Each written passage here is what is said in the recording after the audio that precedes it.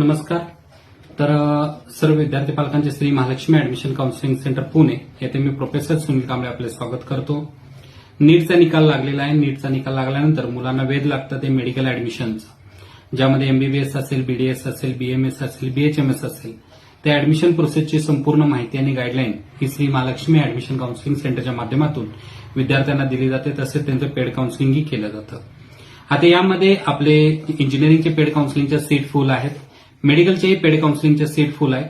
आता फक्त आपल्याकडे ज्या सीट उपलब्ध आहेत त्यामध्ये ज्या विद्यार्थ्यांना कर्नाटकमध्ये एमबीबीएस, बीडीएस किंवा बीएमएसला ऍडमिशन घ्यायचं आहे त्या विद्यार्थ्यांसाठी आहे.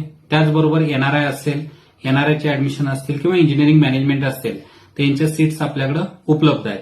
तर ज्या विद्यार्थ्यांना पेड काउन्सिलिंग जॉईन करायचं आहे तर ते विद्यार्थी संपर्क साधू शकतात. तसेच रविवारी दिनांक 6 जुलै 2025 रोजी संध्याकाळी 8 वाजता आपण मेडिकलच्या विद्यार्थ्यांसाठी सेमिनार आयोजित केलेला आहे, ज्यामध्ये आपण कर्नाटकची ऍडमिशन प्रोसेसबद्दल माहिती देणार आहे.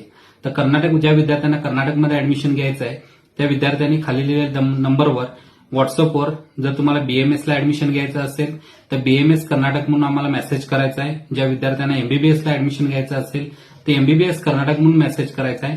ज्या विद्यार्थ्यांना बीडीएस कर्नाटकमधून करायचं असेल ते बीडीएस कर्नाटक म्हणून मेसेज करायचा आहे. त्यामध्ये 2-3 कोटे आहेत. एक ऑल इंडिया कोटा आहे, मॅनेजमेंट कोटा आहे, एनआरआय कोटा आहे. तिन्ही कोट्याचं काउन्सिलिंग हे पूर्णपणे यामधून केलं जाईल. यामध्ये कुठल्याही पद्धतीचं डोनेशन नाही. जी काय तुमची रेग्युलर फी आहे किंवा तुमची जी काही मॅनेजमेंटची फी आहे किंवा ऑल इंडियाची फी आहे किंवा एनआरआयची फी आहे त्या फी मध्ये तुम्हाला ही प्रोसेस करून दिली जाईल. धन्यवाद. भेटू वेबिनारच्या ठिकाणी. वेबिनार जॉईन करण्यासाठी कृपया खाली दिलेल्या नंबरवर, व्हॉट्सअप नंबरवर तुम्ही बीएमएस असेल तर बीएमएस म्हणून पाठवा, एमबीबीएस असेल तर एमबीबीएस म्हणून पाठवा आणि बीडीएस असेल तर बीडीएस म्हणून पाठवा. धन्यवाद. भेटू पुढील भागात. थँक्यू.